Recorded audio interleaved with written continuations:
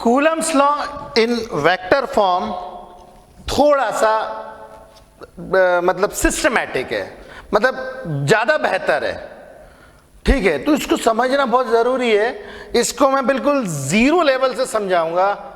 ठीक है, आप इसको ध्यान से सुनिए, क्योंकि ये दिखता बहुत टिपिकल है मगर एक्चुअल में उतना टिपिकल है नहीं। ठीक है, अब जरा ध्यान से देखिए। अगेन मैं वैसे ही दो चार्जेस ले रहा हूं। चार्जेस है Q1 और दूसरा चार्जेस से Q2। ये दो चार्जेस ले रहा हूं, Q1 and Q2। Q1 and Q2 मैंने दो चार्जेस लिए हैं। अब चूंकि ये वेक्टर फॉर्म है तो इसके अंदर मैं अट्रैक्शन और रिपल्शन के लिए, मतलब अट्रैक्शन होगी तो फोर्सेस ऐसे लगेंगे, रिपल्शन होगी तो फोर्सेस ऐसे लगेंगे। अब एक चार्ज दूसरे पे फोर्स लगा रहा है, दूसरा पहले पे भी फोर्स लगा रहा है, तो यहां पे कॉम्प्लेक्सिटी ढेर सारी है। तो पहले ही हम लोग एक चीज कंसीडर कर लेंगे, कंसीडर ये कर लेंगे कि Q1 Q2 का जो प्रोडक्ट है, Q1 Q2 का प्रोडक्ट जो है वो ग्रेटर देन 0 है। इसका मतलब ये या तो दोनों पॉजिटिव या तो दोनों के दोनों निगेटिव। देखो ये हमने अपने सिंप्लिसिटी के लिए किया, क्योंकि सारे टाइप के फोर्सेस हम इस पे डिराइव नहीं कर सकते ना, क्योंकि अट्रैक्शन होगा या रिपल्शन होगा तो दोनों ही केस में मेरे को फिगर अलग अलग बनाना पड़ेगा। ठीक है, तो मैंने क्या किया, या तो दोनों पॉजिटिव होंगे या तो दोनों निगेटिव होंगे। मतलब अगर दोनों पॉजिटिव हुए तो भी रिपल्शन और दोनों निगेटिव हुए तो भी रिपल्शन। तो हम लोग एक्चुअल में रिपल्शन वाला केस देख रहे हैं। ठीक है, वी आर कंसीडरिंग रिपल्शन। जब हम लोग रिपल्शन कंसीडर कर रहे हैं तो मतलब ये वाला चार्ज इसके ऊपर यहां फोर्स लगाएगा और ये वाला चार्ज इसके ऊपर यहां फोर्स लगाएगा। ठीक है, अब चूंकि ये वेक्टर फॉर्म है तो वेक्टर फॉर्म के लिए सबसे पहले तो आइडेंटिफाई करनी पड़ेगी कि चार्ज Q1 और Q2 की लोकेशन कहां है भाई। चार्ज Q1 और Q2 को लोकेट करने के लिए सबसे पहले तो हमें एक रेफरेंस पॉइंट बनाना पड़ेगा। तो मैं रेफरेंस पॉइंट बनाता हूं। ये मैंने रेफरेंस पॉइंट बनाया,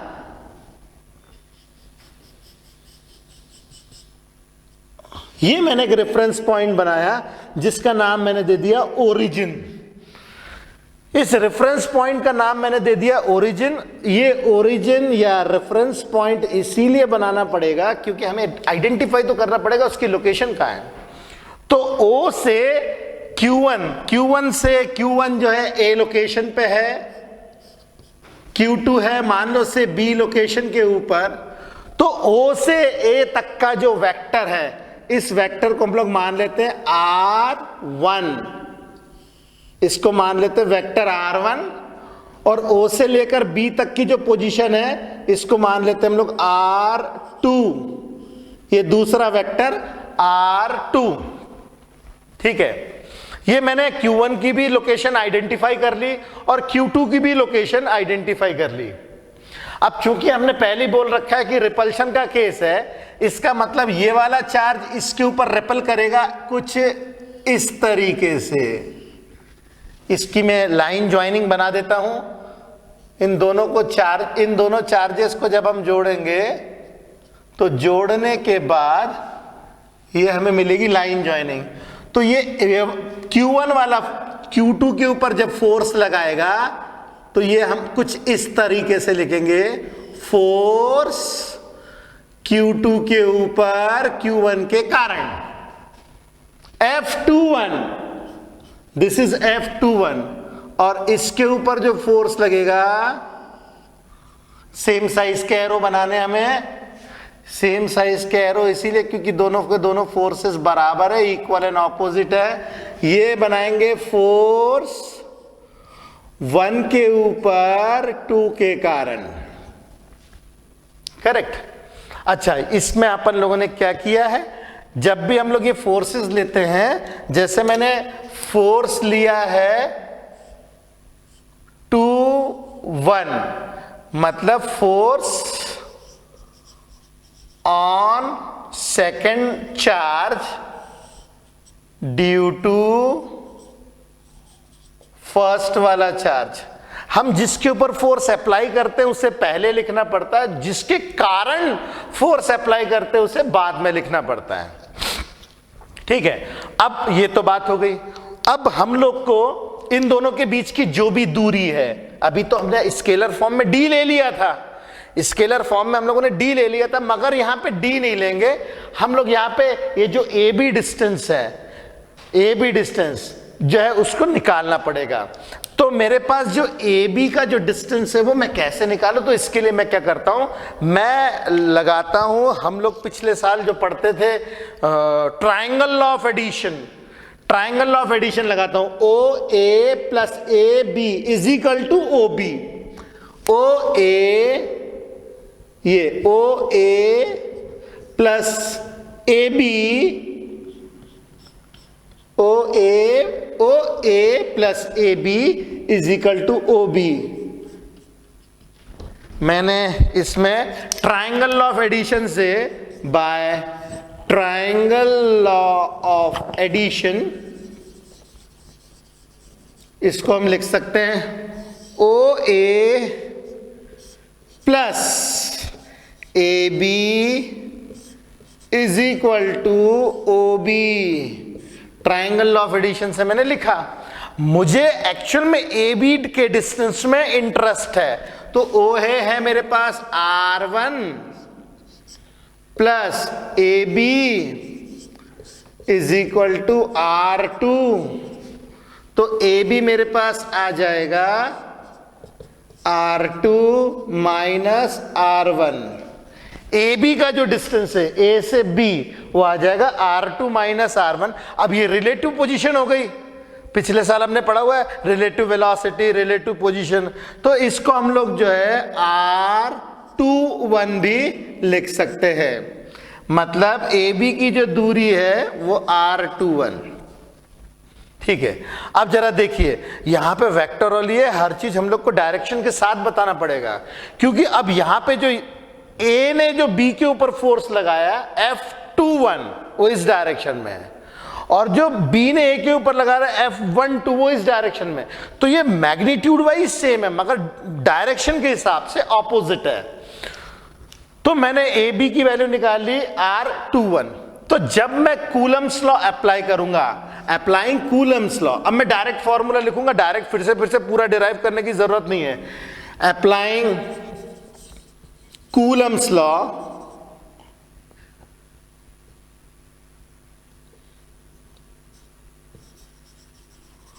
अप्लाइंग Coulomb's law हम लोग लिख सकते हैं फोर्स। मैं ये वाला फोर्स निकाल रहा हूं, फोर्स जो सेकंड वाले के ऊपर है फर्स्ट वाले के कारण, सेकंड वाले के ऊपर फर्स्ट वाले के कारण, this force will be equal to 1/4 pi epsilon naught के। ये मैंने मीडियम की बात, मतलब अगर वैक्यूम होगा तो यहाँ के की वैल्यू हम 1 डाल देंगे, और अदरवाइज कोई दूसरा मीडियम होगा तो के की वैल्यू जो होगी वो डाल देंगे। That will be equal to Q1 Q2 upon R21 का मैग्नीट्यूड का स्क्वायर। देखिए थोड़ा जबरदस्त तरीके में लिखा है इसे अपन ने, यहां पे फोर्स बकायदा वेक्टोरली लिखा हुआ है। F21 will be equal to 1/4 pi epsilon naught into के Q1 Q2 अपॉन डिस्टेंस का स्क्वायर। और हम लोग यहां पे क्या करते हैं, R21 का एक यूनिट वेक्टर और डाल देते हैं। ये यूनिट वेक्टर हमने क्यों डाला, डायरेक्शन के लिए, क्योंकि ये तो केवल मैग्नीट्यूड है ना, इतना जो है ये जो हम लोग लिख रहे हैं ये पूरा का पूरा मैग्नीट्यूड है, ये जो है मैग्नीट्यूड है। और ये क्या इंडिकेट कर रहा है अपने को, डायरेक्शन इंडिकेट कर रहा है। अब चूंकि आप वेक्टर फॉर्म लिख रहे हो तो अब आपको मैग्नीट्यूड के साथ डायरेक्शन दोनों चीजें बतानी पड़ेगी। ओके, तो मैंने फोर्स 2 के ऊपर 1 के कारण जो लिखा है वो मैंने बताया। अब यदि मुझे ये वाला फोर्स निकालना है, फोर्स 1 के ऊपर 2 के कारण, ठीक है, अगर फोर्स 1 के ऊपर 2 के कारण निकालना है तो मैं कैसे निकालूंगा, फोर्स 1 के ऊपर 2 के कारण that will be equal to 1/4 pi epsilon naught के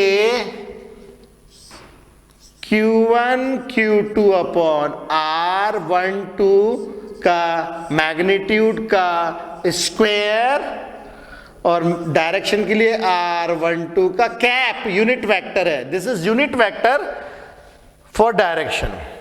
तो देखिए वेक्टर फॉर्म के अंदर में ये नॉर्मल एफ नहीं लिखना है, आपको बताना पड़ेगा 2 के ऊपर 1 के कारण, 1 के ऊपर 2 के कारण। और देखो आसान कितना है, यहां पे 2 1 तो यहां भी 2 1 तो यहां भी 2 1, यहां पे 1 2 तो यहां पे भी 1 2 और यहां पे भी 1 2। ये मैग्नीट्यूड वाइज सेम है, मतलब ए से बीच की ए और बी के बीच की दूरी वो तो सेम ही है, मगर डायरेक्शन के कारण चेंज हो जाता है। जैसे ए से बी जितना डिस्टेंस है, बी से ए उतना ही डिस्टेंस है, मगर डायरेक्शन अलग है। मतलब ये कि R12 का जो मैग्नीट्यूड है वो R21 के मैग्नीट्यूड के बराबर ही है। दोनों का मैग्नीट्यूड इक्वल है, बस डायरेक्शन ऑपोजिट है, जिसके कारण हम ऐसा लिख सकते हैं R21 is equal to minus of R12। ये हमने क्या लिखा है, वेक्टोरली, और ये मैग्नीट्यूड है। ठीक है। अच्छा, जब वेक्टर ऑपोजिट है तो उसके यूनिट वेक्टर भी ऑपोजिट होंगे, तो हम ऐसा भी लिख सकते हैं ऑल्सो R21 का unit vector is equal to minus of R12 का यूनिट वेक्टर। यूनिट वेक्टर भी ऑपोजिट होंगे। तो यदि मैं ये वाला फॉर्मूला रीराइट करूं,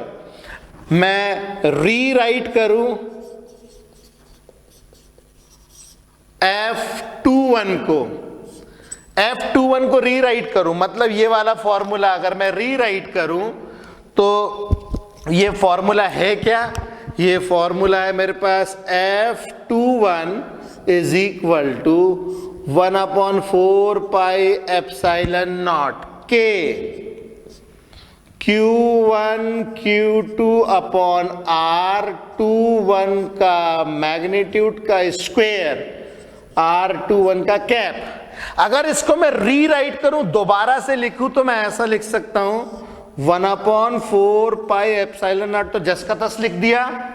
और यहां पे Q1 Q2 ये तो स्केलर क्वांटिटीज हैं, और इसको मैं लिख सकता हूं R21 का मैग्नीट्यूड R12 के मैग्नीट्यूड के बराबर है, R12 के मैग्नीट्यूड के ही बराबर है, मगर यहां पे R21 की जगह माइनस ऑफ R12 कैप, ऐसा हम लिख सकते हैं। अगर तुम देखो ये माइनस साइन में बाहर लेकर के आ जाऊं, अगर ये माइनस साइन बाहर लेकर के आ जाऊं तो पूरा का पूरा तो ये बन गया है। तुम देखो ये पूरा का पूरा यही है, तो हम इसको ऐसे भी लिख सकते हैं F12 का वेक्टर। तो F21 is equal to minus of F12, और यहां पे हम जस्टिफाई कर रहे हैं न्यूटन्स का third law, which proves Newton's third law, which proves Newton's third law, और Newton's third law बोलता है for every action there is equal and opposite reaction। इसका मतलब ये है कि जब ये इसके ऊपर फोर्स अप्लाई करेगा तो उसी वक्त ये भी इसके ऊपर फोर्स अप्लाई करेगा। F21 इस डायरेक्शन में होगा तो F12 इस डायरेक्शन में होगा, इक्वल होगा, ऑपोजिट होगा। ये दोनों मैग्नीट्यूड वाइज सेम है, केवल डायरेक्शन जो है इनके अलग अलग है। तो ये वाला जो डेरिवेशन है कूलम्स लॉ का, ये डेरिवेशन स्केलर वाले डेरिवेशन से ज्यादा इंपॉर्टेंट है, और इससे हम लोग इसके कॉन्सेप्ट का इस्तेमाल करके न्यूमेरिकल्स जो हम लोग करेंगे वो भी बहुत जबरदस्त होते हैं।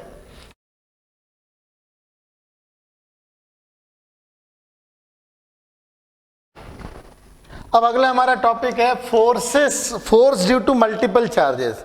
अभी तक हमने क्या पढ़ा था कि एक चार्ज के कारण दूसरे चार्ज के ऊपर क्या फोर्स अप्लाई हो रहा है। ओके, एक चार्ज के कारण दूसरे के ऊपर कितना फोर्स अप्लाई हो रहा है। अब हमारे पास में थोड़ा सा केस हम लोग अपग्रेड करते हैं। यहाँ पे अब क्या होगा कि जैसे मान लो एक चार्ज ये है, दूसरा चार्ज ये रहा, तीसरा चार्ज ये रहा और चौथा चार्ज ये रहा। 4-5 ऐसे चार्जेस है और इन चार्जेस के कारण किसी एक के ऊपर हमें फोर्स चेक करना हो। मान लो ये से Q1, this is Q2, this is Q3, this is Q4। अब मुझे ये फाइंड करना है फोर्स ऑन Q1, मुझे फाइंड आउट करना है। मान लो अगर मुझे फोर्स Q1 के ऊपर निकालना है तो मैं क्या करूंगा, फोर्स जो Q1 के ऊपर है Q2 के कारण मैं पहले ही वो निकाल लेता हूं।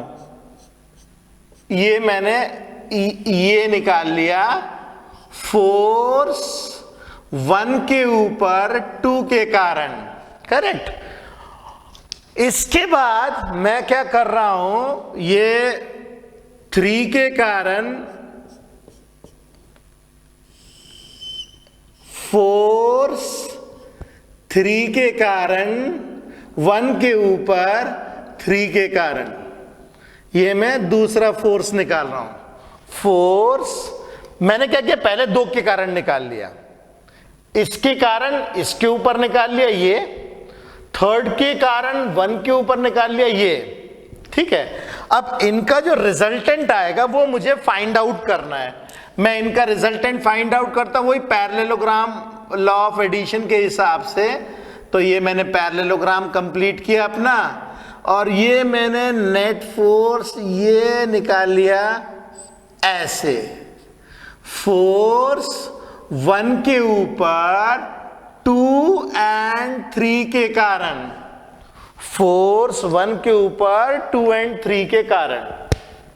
अब मैं क्या करता हूं,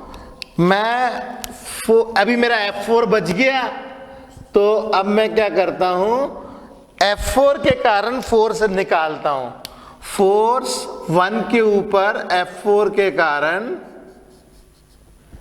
Q4 के कारण, this will be equal to से दिस, फोर्स 1 के ऊपर 4 के कारण। Getting my point. हमने पहले क्या किया, मुझे तो Q1 के ऊपर इन तीनों के कारण फोर्स निकालना था। तो Q1 के ऊपर मैंने फोर्स निकाला पहले इसके कारण, ये रहा 1 के कारण, 1 के ऊपर Q2 के कारण। फिर मैंने निकाला 3 के कारण, Q3 के कारण Q1 के ऊपर निकाल लिया, ये मैंने दोनों रेड कलर से दिखाए हैं।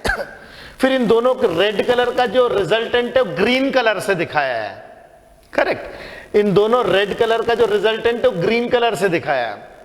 अब अपने पास में चौथा फोर्स चार्ज रह गया, तो चौथे के कारण में ब्लू कलर का ये मैंने बनाया फोर्स, ठीक है। अब मैं क्या करता हूं, ये है 2 और 3 के कारण, ये है 4 के कारण, तो मैं इन दोनों का रिजल्टेंट निकालता हूं। इसके लिए फिर से एक पैरेललोग्राम कंप्लीट करता हूं।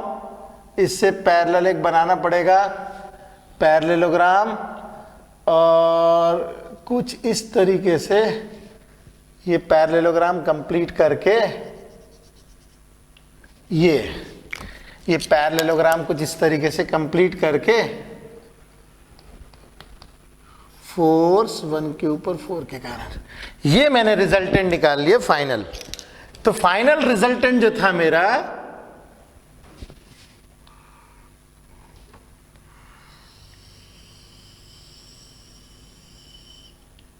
ये मेरे पास आया,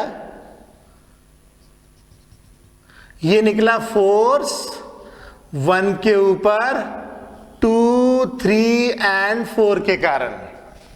ये डेरिवेशन इतना इंपॉर्टेंट नहीं, मगर आपको कॉन्सेप्ट समझ में आना चाहिए। मैंने क्या किया, पहले के ऊपर दूसरे और तीसरे के कारण निकाला, फिर उसका रिजल्टेंट निकाला, उसके रिजल्टेंट के चौथे के साथ खेला, फिर जो आएगा वो पांचवें के साथ खेलेंगे, जो फिर आंसर आएगा रिजल्टेंट फिर वो छठवें के साथ खेलेंगे, एंड सो ऑन। इस तरीके से हम लोग खेलेंगे, ठीक है। और यही फोर्स है 1 के ऊपर, फोर्स ऑन 1। तो इसको हम लोग किस तरीके से निकलेंगे, इसको हम लोग कहते हैं by the process of superposition. By superposition, superposition मतलब ढेर सारे वेक्टर्स जब आपस में ऐड होते हैं ना, उसे कहते हैं सुपरपोजिशन। फोर्स 1 के ऊपर will be equal to force 1 के ऊपर 2 के कारण प्लस फोर्स 1 के ऊपर 3 के कारण प्लस फोर्स 1 के ऊपर 4 के कारण, करेक्ट। तो इसको हम कैसे लिखेंगे, 1/4 pi epsilon naught Q1 Q2 upon R12 का मैग्नीट्यूड का square plus 1/4 pi epsilon naught Q1 Q3 upon R13 के मैग्नीट्यूड का square plus 1/4 pi epsilon naught Q1 Q4 upon R14 के मैग्नीट्यूड का स्क्वायर, करेक्ट। अच्छा, डायरेक्शन देना है अपने को, तो इसमें R12 का कैप, इसमें R13 का कैप, इसमें R14 का कैप, ये आ जाएगा F1। तो यदि इसको मैं 1/4 पाई एप्सिलॉन नॉट कॉमन ले लूं, Q1 कॉमन ले लूं, तो मुझे क्या मिलेगा,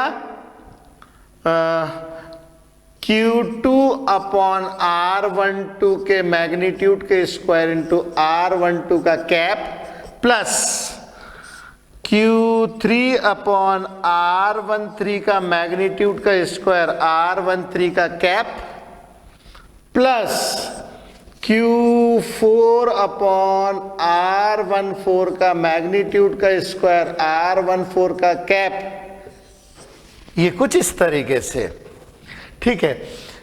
अगर यही चीज हम लोग को निकालनी हो n नंबर ऑफ चार्जेस के लिए, n नंबर ऑफ चार्जेस के लिए, तो अपन लोग for n number of charges, for n number of charges हम लोग इसको किस तरीके से लेंगे, F1 will be equal to 1/4 pi epsilon naught Q1।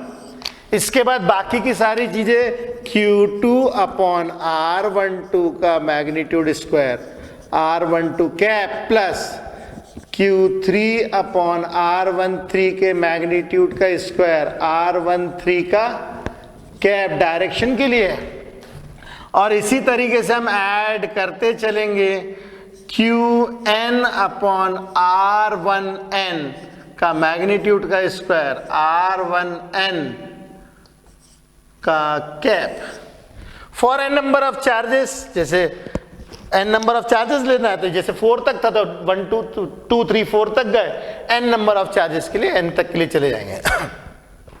ये डेरिवेशन जो है ये न्यूमेरिकल में बहुत जबरदस्त काम आता है, क्योंकि न्यूमेरिकल्स करते वक्त हम लोग को जब सुपरपोजिशन ऐड करनी होती है तब ये बहुत टिपिकल हो जाती है सारी चीजें। तो ये सब चीजें हम लोग को समझना है होती कैसी है। एग्जाम में बहुत मुश्किल है कि आए, एग्जाम पॉइंट ऑफ व्यू से इंपॉर्टेंट नहीं है, मगर न्यूमेरिकल्स के हिसाब से ये काफी इंपॉर्टेंट है। तो आप इसे फटाफट लिखिए, फिर हम आगे चलते हैं।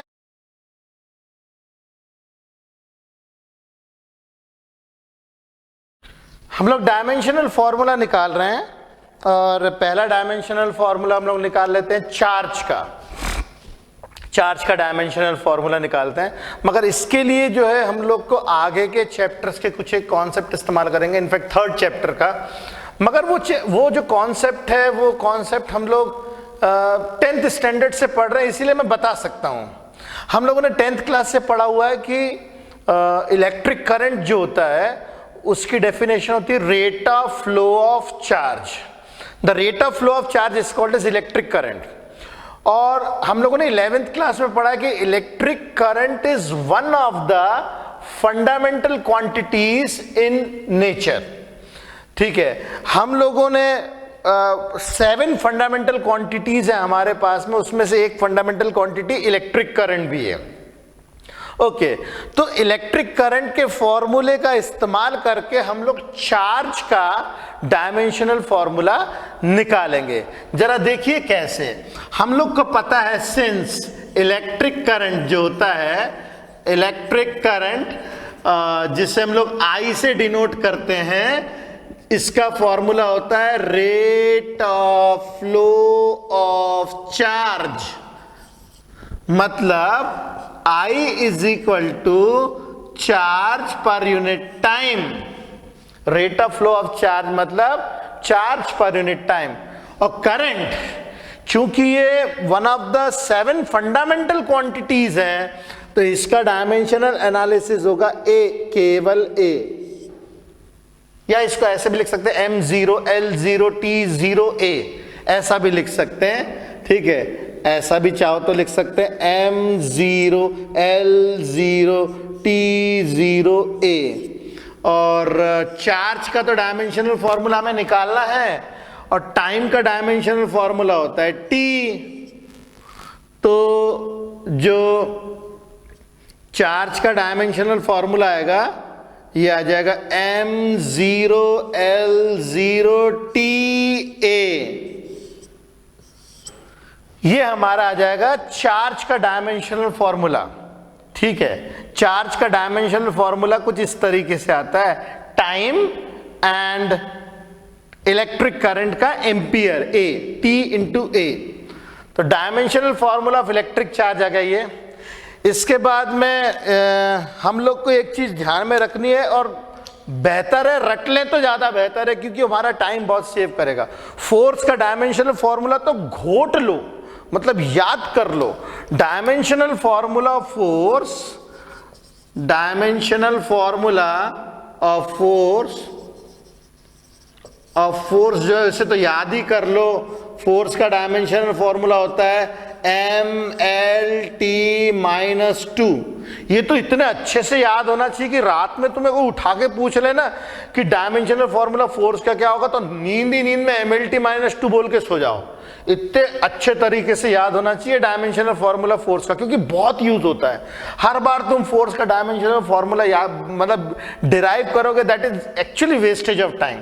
तो हम एक अफोर्ड नहीं कर सकते, तो ना फोर्स का डायमेंशनल फॉर्मूला बेहतर है याद हो जाए अपने को। ओके, तो डायमेंशनल फॉर्मूला फोर्स जो है वो MLT-2 अपने पास में या है और याद होना चाहिए।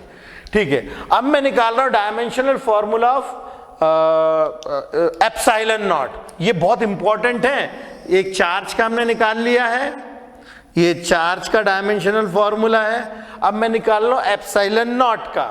तो एप्सिलॉन नॉट के लिए हम लोग फॉर्मूला यूज करेंगे, using formula force is equal to 1/4 pi epsilon naught Q1 Q2 upon D का स्क्वायर। ये डायमेंशनल फॉर्मूला निकालने के लिए तो एप्सिलॉन नॉट में ऊपर लेकर के जाता हूं। Epsilon naught is equal to 1/4 pi, force नीचे आ जाएगा Q1 Q2 अपॉन D का स्क्वायर। ठीक है, देखिए 1/4 पाई तो कांस्टेंट है, इसका कोई डायमेंशन नहीं होता। फोर्स का हमने याद किया हुआ है, नहीं याद किया हो तो याद कर लो, बेहतर है। तो इसका डायमेंशनल फॉर्मूला, इसका तो कुछ नहीं होता है। फोर्स का डायमेंशनल फॉर्मूला होता है MLT-2। और इसके बाद में चार्ज का हमने अभी निकाला है AT या TA जो भी है। ठीक है, तो टाइम इंटू इलेक्ट्रिक करंट, और डिस्टेंस की होती है लेंथ, और ये अपने पास में आ जाएगा लेंथ।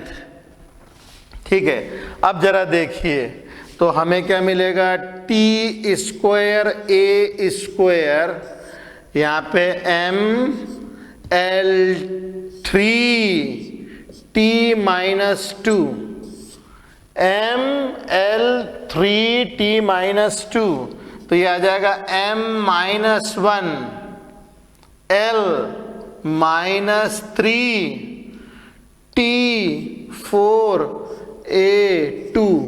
ये अपने पास में डायमेंशनल फॉर्मूला आ जाएगा एप्सिलॉन का।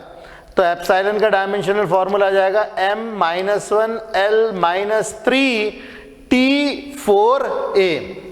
ये डायमेंशनल फॉर्मूला एग्जाम्स में बहुत आते हैं, एक एक दो दो नंबर के, इनकी भी प्रैक्टिस हमें होनी चाहिए। ध्यान रहे इसको तो याद करना ही है, ये तो डिराइवेबल है मगर ये याद करना ही है।